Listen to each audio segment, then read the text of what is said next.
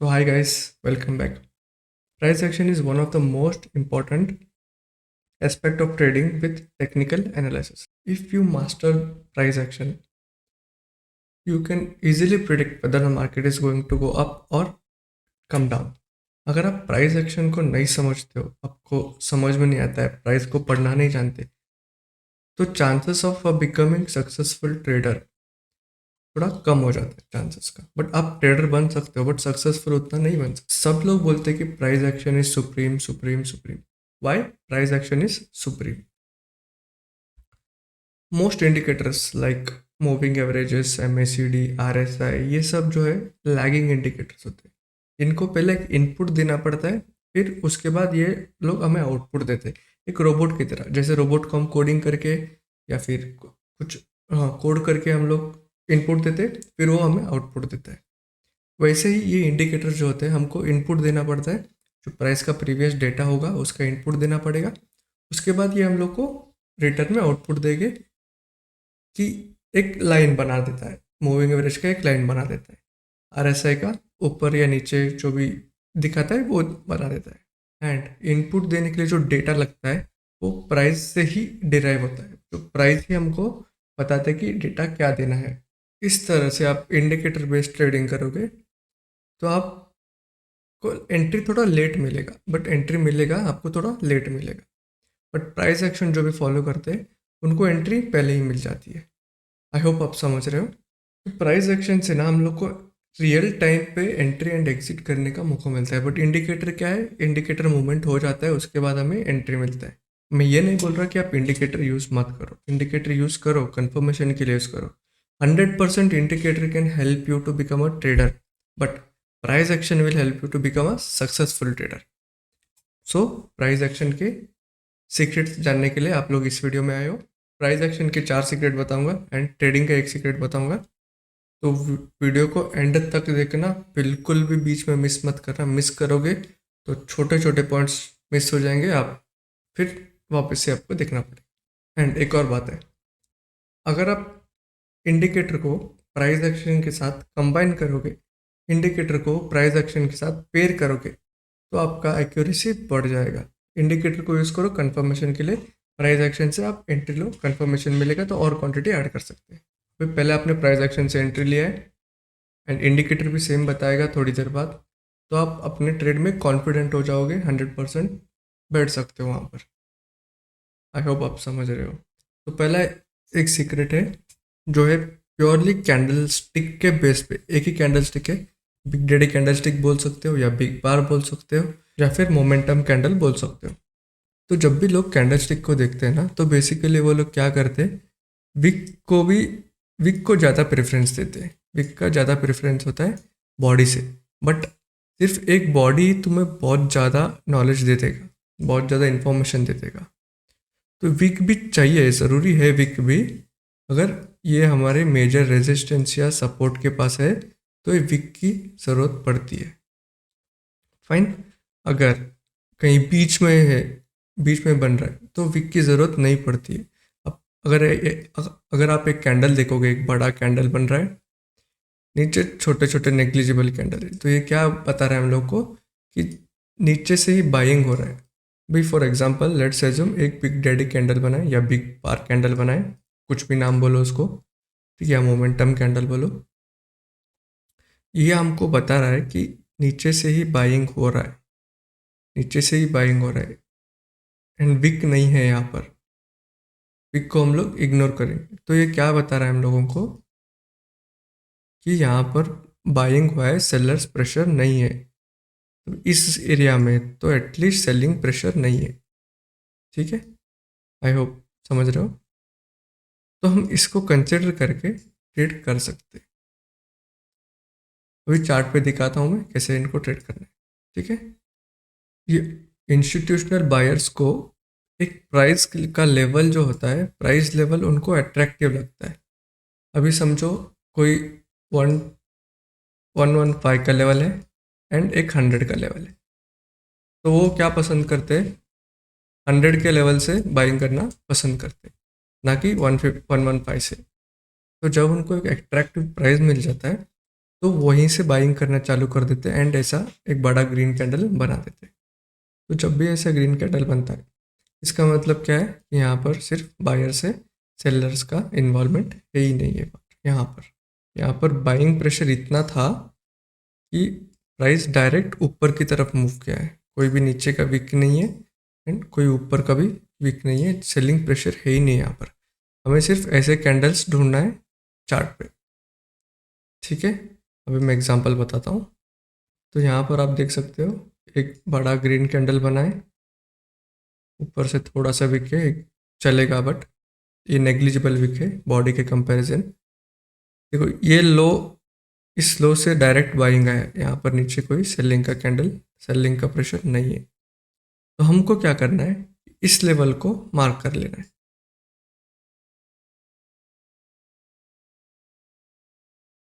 इस लेवल को मैंने मार्क कर लिया। वापस जब नेक्स्ट टाइम प्राइस यहाँ पर आएगा तो मैं क्या करने सोचूंगा, सिर्फ बाइंग करने के लिए देखूंगा, ठीक है। अगर मैं यहाँ पर बाय करता, यहाँ पर मुझे बाय करता तो मुझे एक अच्छा प्रॉफिट मिल जाता। एक्चुअली मैंने यहाँ पर बाय किया था एंड यहाँ पर एक कैंडल है, ये देखो, ये एक ग्रीन कैंडल बनाए, ये ग्रीन कैंडल बनाए, फुल ग्रीन है, मारूबुजो टाइप कैंडल है ये, मारूबुजी ही है। तो उसके लो को मैंने मार्क कर लिया। जब भी नेक्स्ट टाइम मार्केट उसके पास आएगा, यहीं पर आ गया, उसके अगले कैंडल ही आ गया, फिर यहाँ पर हम लोग बाय कर सकते हैं एंड फिर वापस यहाँ पर आया, फिर यहाँ से हम बाय कर सकते हैं। देखो यहाँ से एक बार ऊपर गया एंड वापस यहाँ पर आया, फिर यहाँ से ऊपर से आया। आई होप आप समझ रहे हो इस कैंडल का ये क्या है। यहाँ पर भी एक बिग डैडी कैंडल बनाए, तो वापस मार्केट जब इस लेवल पे आएगा तो हो सकता है कि बाउंस बैक कर जाए। तो ये आपको याद रखना है, जब भी ऐसा एक कैंडल बनता है उसके लो को मार्क कर लेना है एंड हम लोग बाइंग कर सकते हैं। सेम इन्वर्स सेलिंग के लिए, अगर एक बड़ा रेड कैंडल मिलेगा हम लोगों को जो इसका वीक नहीं है, तो उसके नीचे हम लोग सेल करेंगे, हाई का एंट्री पॉइंट लेगा, हाई एंट्री पॉइंट रहेगा, नीचे हम लोग सेल कर सकते हैं। इसको मार्क करके लेना है एंड उसके बाद सेलिंग करना है। One of the most important lesson in trading is the past can predict the future. मतलब पास्ट में जो हुआ होगा वो फ्यूचर में भी रिपीट हो सकता है, उसको ऑब्जर्व करना है, उसको देखना है हम लोगों को। इसके एग्जाम्पल्स बहुत है, अगर सब एग्जाम्पल्स दिखाने लग जाऊंगा तो वीडियो बहुत बड़ा हो जाएगा, तो एग्जाम्पल्स स्किप कर देते। अब जाके बैक टेस्ट करो इसको। Second secret is the price will always return to its average price. तो इस सीक्रेट में हम लोग एक इंडिकेटर को कंबाइन करेंगे प्राइस एक्शन के साथ और मोर एक्यूरेसी। तो यहाँ पर देखो मैंने बोला था इंडिकेटर को हमें इनपुट देना पड़ता है, ठीक है। इनपुट दे रहे हैं हम लोग, यहाँ पर 100 डाल रहा हूँ मैं, 100 डे मूविंग एवरेज डाल रहा हूँ, ठीक है। ओके कर रहा हूँ, अभी ये चेंज हो गया, हम लोग इसको इनपुट दे रहे हैं, फाइन। देखो अभी क्या हो रहा है, यहाँ पर प्राइस यहाँ से एवरेज प्राइस से ऊपर गया, वापस अपने एवरेज प्राइस पे आया, बट यहाँ पर सेलिंग प्रेशर ज़्यादा था इसलिए नीचे आ गया।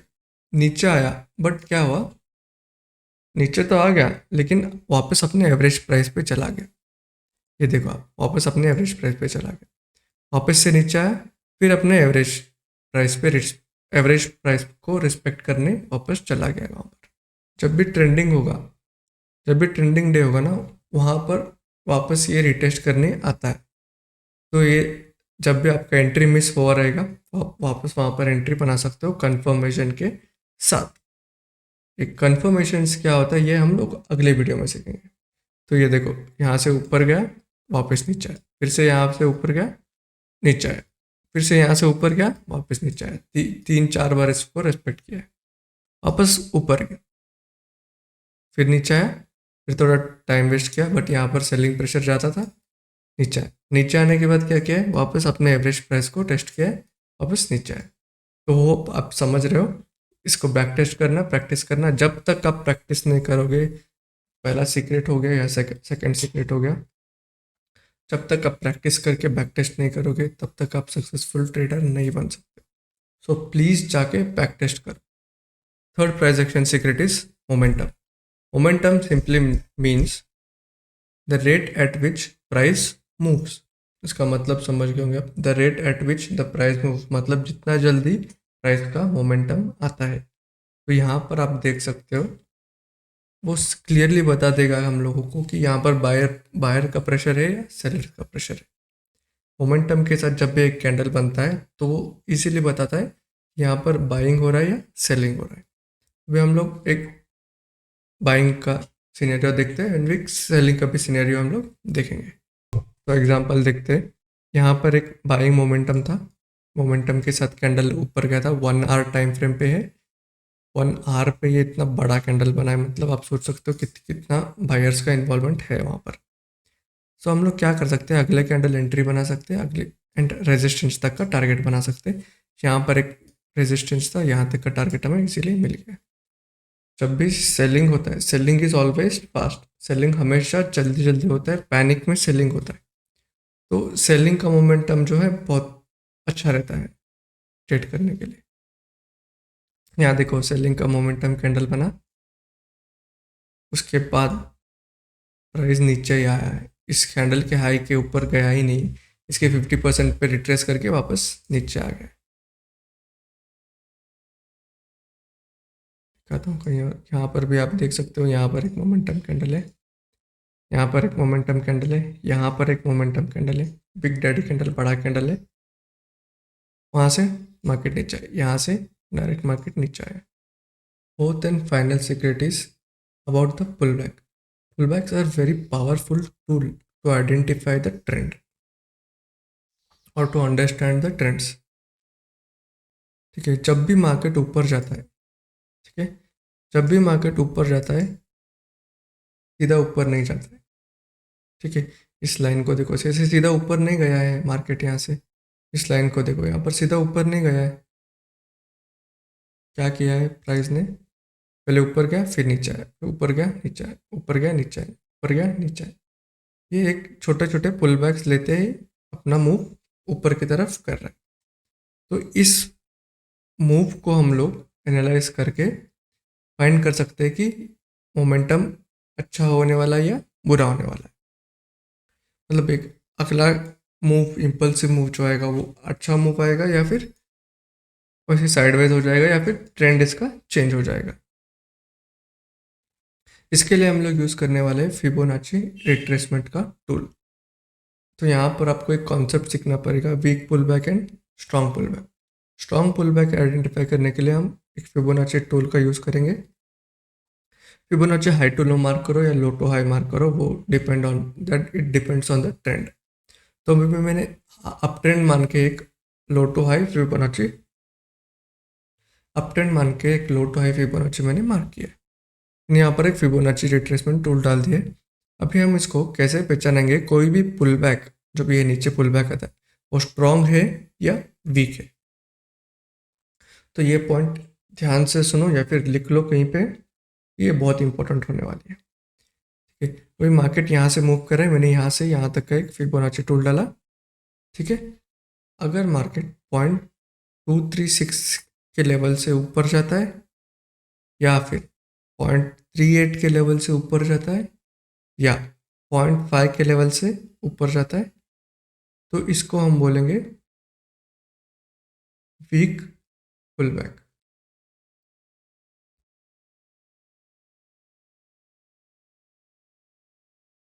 वीक पुल बैक, ठीक है। जब भी वीक पुल बैक होगा, chances of continuation of trend, trend continuation का चांस बढ़ जाता है, बहुत ज़्यादा बढ़ जाता है। ये पुल बैक का मतलब क्या होता है ना, कि लोग यहाँ पर प्रॉफिट्स कर रहे, ट्रेडर्स अपना प्रॉफिट्स निकाल रहे। अगर यहाँ पर लोगों ने कम प्रॉफिट्स निकाला है, मतलब लोग यहाँ पर और होल्ड करना चाहते हैं, यहाँ पर सिर्फ यहाँ का सेलिंग सिर्फ छोटा सा है, पुल बैक छोटा है, मतलब वीक है पुल बैक। मतलब वहाँ पर क्या हो रहा है कि सेलर्स को प्रॉफिट बुक नहीं करना है, उनको और होल्ड करके ऊपर लेके जाना है। ये वीक पुल बैक सिंपली इतना ही बताता है हम लोगों को। स्ट्रॉन्ग पुल बैक क्या है? अगर मार्केट यहाँ से मैंने यहाँ पर फिबोनाची डाला है समझो, वापस नीचे आया 50% के नीचे कहीं भी रिट्रेस करेगा, 60%, 61.618 या 0.786 या 0.5 के भी नीचे कहीं भी रिट्रेस करेगा। तो इसका मतलब क्या होगा कि या तो साइडवेज होने वाला है मार्केट या फिर ट्रेंड इसका चेंज होने वाला है। अब जितने टाइम भी ये 0.618 या 0.786 के पास आया है तो स्लोली स्लोली ऊपर गया है या फिर अपना ट्रेंड चेंज किया है या फिर वहीं पे साइडवेज हो जाता है। वो एग्जांपल्स दिखाता हूँ तो आपको समझ में आ जाएगा। अगर इसके नीचे 50% के नीचे 0.618 या 0.786 के रिट्रेसमेंट करता है तो वो स्ट्रॉन्ग पुल बैक बोलते हैं उसको। एंड वहाँ पर ट्रेंड कंटिन्यूएशन का चांस कम होता है क्योंकि यहाँ पर मोस्ट ऑफ द ट्रेडर्स ने अपना प्रॉफिट निकाल लिया है, इसलिए इतना रिट्रेसमेंट आया है नीचे की तरफ। अगर ट्रेडर्स अभी इंटरेस्टेड होते, यहाँ पर बायर्स इंटरेस्टेड होते तो यहाँ पर से वापस लेके जाते या यहाँ पर से वापस लेके जाते। इसको नीचे तक लेके आए, 50% से भी नीचे लेके आया, मतलब क्या है इसका कि यहाँ पर बायर्स अभी उतना इंटरेस्टेड नहीं है। आई होप आप समझ रहे हो। एग्जाम्पल देखो, यहाँ पर देखो मार्केट मैंने यहाँ से यहाँ तक एक फिबोनाची रिट्रेसमेंट का टूल डाला, यहाँ से यहाँ तक मार्केट ने क्या किया 0.786 के पास आके रिट्रेस किया एंड इसका ट्रेंड वापस चेंज ही हो गया, वहाँ से नीचे ही चला गया, ऊपर आया ही नहीं। वहाँ प्राइस यहाँ से यहाँ मूव किया, मैंने यहाँ से यहाँ फिबोनाची का रिट्रेसमेंट टूल डाला तो प्राइस यहाँ पर 0.236 के लेवल से वापस ऊपर गया। ठीक है, मैं ऐसा नहीं बोल रहा कि ये 50% से नीचे आ गया तो डायरेक्ट नीचे आ जाएगा, हो सकता है वापस ऊपर चला जाए बट इसका चांसेस कम हो जाता है। साइडवेज हो सकता है, साइडवेज टू अपवर्ड जा सकता है या फिर ट्रेंड चेंज हो सकता है या फिर वहीं पे साइडवेज अपना मूवमेंट कर सकता है, ये आप याद रखो। तो यहाँ पर जो मैं बता रहा हूँ उसका अपोजिट हुआ है। मैंने क्या बोला था, चांस ज़्यादा है कि नीचे आ जाए बट ऐसा नहीं होगा कि 100% नीचे ही आ जाएगा, साइडवेज हो जाएगा। चांसेस बता रहा हूँ। यहाँ से मैंने यहाँ तक एक फिबोनाची टूल डाला, नीचे आया 60% तक रिजेक्शन लिया, वापस फिर से ऊपर चला गया। ये भी होता है कभी कभी, ये भी होता है।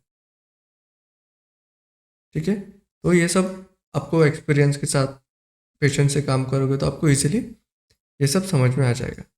इसलिए सही था आज तक कई फिबोनाची रिट्रेसमेंट टूल डाला मैंने। यहाँ पर देखो एग्जैक्ट 30% के पास आके ऊपर चला गया, यहाँ पर आके ऊपर चला गया एंड इसका ट्रेंड कंटिन्यू हुआ है, ऊपर गया। देखो इसका ट्रेंड कंटिन्यू करके कहाँ पर गया है, सोचो आप कितना बड़ा मूव किया है। यहाँ से यहाँ तक फिबोनाची रिट्रेसमेंट टूल डाला मैंने, 30% के पास आया, फिर नेक्स्ट ऊपर की तरफ बाउंस किया। यहाँ पर क्या हो रहा है, बायर्स अभी इंटरेस्टेड है यहाँ पर बाय करने के लिए, उन्होंने अपना ज़्यादा प्रॉफिट बुक नहीं किया। अगर वो नीचे तक आ जाता तो वहाँ पर ट्रेडर्स का या बायर्स का प्रॉफिट बुकिंग ज़्यादा हो जाता, वहाँ पर थोड़ा मार्केट साइडवेज हो सकता था। Now it's very important for you to know that सिर्फ इन 4 सीक्रेट्स या 5 सीक्रेट्स को ही आप ट्रेड करोगे तो आपका चांस प्रॉफिटेबल ट्रेडर बनने का चांस कम हो जाएगा या फिर ज़ीरो हो जाएगा। इसको हम लोगों को अदर टेक्निकल टूल्स के साथ यूज़ करना होगा। सपोर्ट हो गया, रेजिस्टेंस हो गया, या फिर कोई ट्रेंड लाइन है वहाँ पर, या फिर कोई इंडिकेटर के साथ हम लोग इसको कंबाइन करके इन 4 सीक्रेट्स को एक इंडिकेटर के साथ कंबाइन करके हम लोग ट्रेड करके एक अच्छा प्रॉफिट जनरेट कर सकते हैं एंड सक्सेसफुल ट्रेडर बन सकते हैं। एंड अगर इनको 100% काम कराना है, 100% यहाँ पर कुछ नहीं है समझो, फिर भी आपको एक 80% काम कराना है।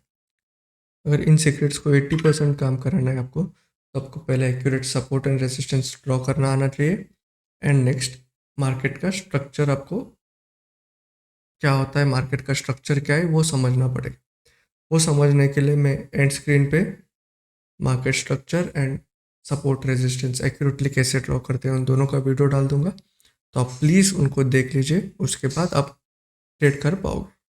सो फाइनली 5th सीक्रेट जो मैं बताने वाला था, वो है रिस्क मैनेजमेंट।